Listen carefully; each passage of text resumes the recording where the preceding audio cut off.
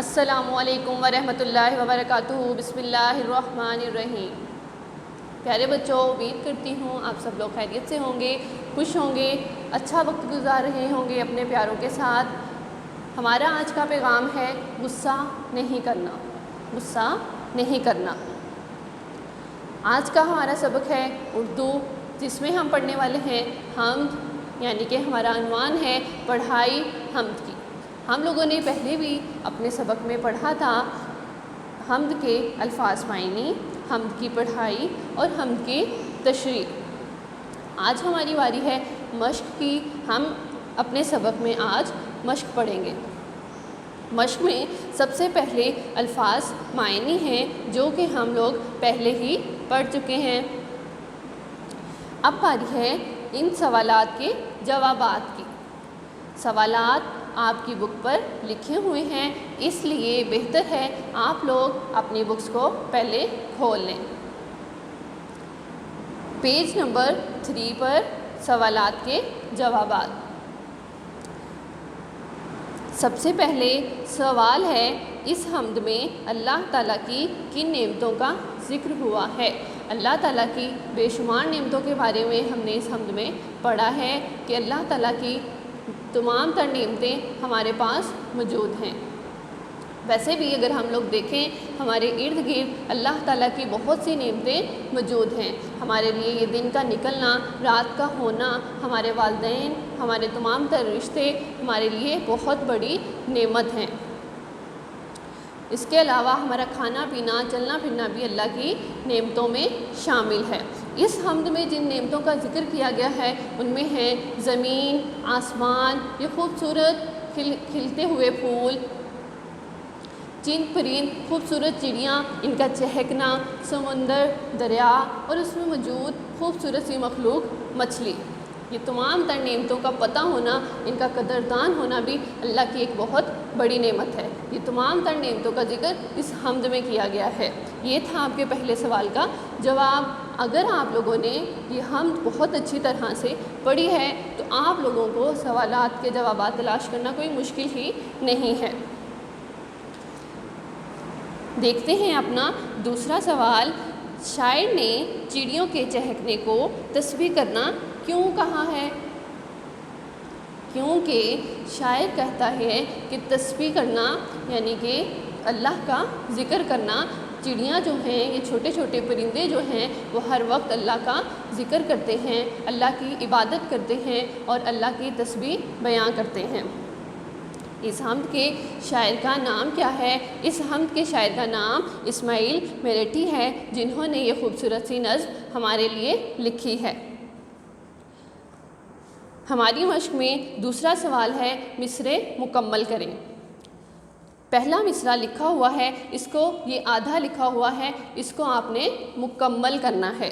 مٹی سے بیل بوٹے، آگے آپ اس کو مکمل کریں گے۔ شاباش، کیا خوشنما اگائے، شاباش۔ اسی طرح اس خاک کے کھنڈر کو کیا گلستان بنایا، شاباش۔ اسی طرح آپ لوگوں نے حمد کی پڑھائی اچھے سے کی ہے تو آپ لوگوں کو یہ مصرعے مکمل کرنے میں کوئی دقت پیش نہیں ہوگی۔ یہ پیاری پیاری چڑیاں پھرتی ہیں جو چہکتی، ویری گڈ۔ اسی طرح سے مچھلی کے تیرنے کو آب رواں بنایا تو نے، یہ کارخانہ تو نے کب رائے گاہ بنایا۔ یہ تمام تر مصرعے جو ہم سے لیے گئے ہیں، یہ آدھے لکھے ہیں۔ اسی طرح آپ نے ان کو اپنی کاپی پر کتاب پر مکمل کرنا ہے، ٹھیک ہے۔ اگلے پیج پر جاتے ہیں۔ آگے دیا گیا ہے کہ دیے گئے الفاظ پر اعراب لگائیں اور انہیں درست تلفظ کے ساتھ پڑھیں، ٹھیک ہے۔ یہ لفظ لکھے گئے ہیں، ان الفاظ کے نیچے آپ نے اعراب لگانے ہیں، ان کے اوپر یا نیچے اعراب صحیح طرح سے آپ نے لگانے ہیں اور ان کو اچھی طرح سے پڑھنا ہے۔ اگلا کام تو بہت مزے کا ہے۔ اس میں مثال کے مطابق آپ نے یہ جو دیا گیا ہے، مثال میں 5ویں نمبر پر لکھا ہے خلت، 5 خالی جگہیں ہیں ہمارے پاس۔ آپ نے اس باکس میں سے تلاش کرنے ہیں الفاظ اور لکھنے ہیں۔ یہ تو بہت مزے کا گیم ہے۔ اس کے بعد ہمارا ہے پیج نمبر 5، اس پر دیے گئے الفاظ کے آخر میں ین لگا کر آپ نے جمع بنانے ہیں۔ جیسے سامع لکھا ہوا ہے، آپ نے اس کے آگے ین لگانا ہے تو بنے گا سامعین۔ مہاجر مہاجرین، حاضر حاضرین، زائر زائرین۔ اسی طرح سے اگلا سوال ہے ہمارا، جملوں کو زمانے کے مطابق تلاش کر کے نیچے لکھیں۔ ہمارے پاس پیارے بچوں 3 زمانے ہوتے ہیں، فعل حال، فعل ماضی اور فعل مستقبل۔ فعل حال وہ زمانہ ہوتا ہے جس میں ہم موجود ہوتے ہیں، بات کر رہے ہوتے ہیں، اور فعل ماضی ایسے زمانے کو کہتے ہیں جو کہ گزر چکا ہوتا ہے، اور فعل مستقبل آنے والے زمانے کو کہتے ہیں جو وقت ابھی آنا ہوتا ہے۔ جیسے کہ سب سے پہلے جو جملہ لکھا ہوا ہے اس میں ہے حسن سیر کے لیے جائے گا، یعنی کہ وہ ابھی کام کرے گا، اس نے کیا نہیں ہے۔ تو یہ کون سا ہوگا زمانہ؟ فعل مستقبل۔ شاباش، علی کھانا کھاتا تھا، ابھی وہ کھا چکا ہے، وہ کر چکا ہے، وہ کام گزر چکا ہے، تو اس کا کیا مطلب ہے؟ علی کھانا کھاتا تھا، یہ فعل ماضی کی بات ہو رہی ہے۔ عائشہ اسکول جاتی تھی، اب وہ نہیں جاتی، وہ پہلے جاتی تھی، یعنی کہ یہ گزرے ہوئے وقت کی بات ہو رہی ہے۔ کل ہم لاہور جائیں گے، یعنی کہ ابھی یہ کام ہم نے کیا نہیں ہے، ہم کریں گے، یعنی کہ کل یہ کام کریں گے آنے والے وقت میں، تو یہ کیا ہوگا؟ فعل مستقبل۔ شاباش، آمنہ قرآن مجید کی تلاوت کرتی ہے، وہ یہ کام کرتی ہے، تو یہ کیا ہوگا؟ جو ہم کام کر رہے ہوتے ہیں وہ موجودہ وقت ہوتا ہے، تو موجودہ وقت کو فعل حال کہتے ہیں۔ شاباش، یہ پیج بھی آپ کا مکمل ہوا۔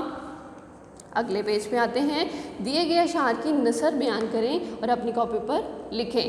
یہ نثر جو ہے وہ آپ لوگ بہت آسانی سے حل کر سکتے ہیں، کیونکہ ہم نے پہلے اپنے سبق میں تشریح پڑھ چکے ہیں۔ اگر آپ لوگوں نے وہ سبق اچھی طرح سے پڑھا ہے، تشریح آپ کو بہت اچھے سے آتی ہے، تو ان 2 اشعار کی تشریح کرنا کوئی مشکل بات نہیں ہے۔ ہمارا اگلا اور آخری سوال ہے، ان الفاظ کو اپنے جملوں میں استعمال کریں۔ یہاں پر چند الفاظ دیے گئے ہیں، ان کے آپ نے جملے بنانے ہیں۔ جملہ ایسی لائن کو کہتے ہیں جس میں تمام الفاظ بامعنی ہوں۔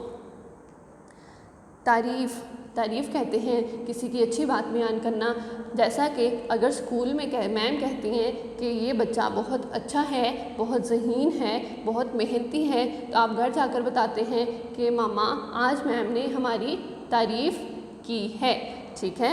اسی طرح خوشنما کا کیا مطلب ہے؟ ہم نے پہلے الفاظ معنی میں بھی پڑھا ہے، اپنی حمد میں بھی پڑھا ہے۔ خوشنما خوبصورت کو کہتے ہیں، تو اسی طرح ہم لوگ خوشنما کا جملہ بھی بنائیں گے، گلستان، رونق اور رحمت۔ اللہ تعالیٰ کی بہت ساری رحمتیں ہمارے ارد گرد موجود ہیں، جن میں سے ہمارا کھانا پینا، چلنا پڑھنا بھی اللہ کی ایک بہت بڑی نعمت ہے کہ ہم اس قابل ہیں کہ اللہ نے ہمیں اس قابل سمجھا کہ ہم علم حاصل کر سکیں، ٹھیک ہے۔ رونق ہمارے چاروں طرف رونق ہے، یا ہمارے گھر میں رونق ہے، ہمارے اسکول میں رونق ہے، ہمارے باغ میں رونق ہے۔ اسی طرح گلستان کا مطلب تھا باغ، ٹھیک ہے۔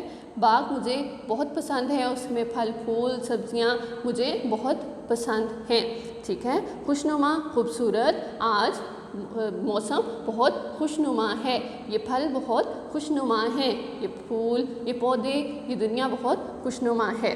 امید کرتی ہوں ہمیں اور یہ آج کا سبق سارا بہت اچھے سے سمجھ آ چکا ہے۔ آج ہمارا سبق مکمل ہوا، ہماری حمد مکمل ہوئی، جس میں ہم نے اس کی تشریح، اس کے الفاظ معنی اور اس کی مشق کو حل کیا ہے۔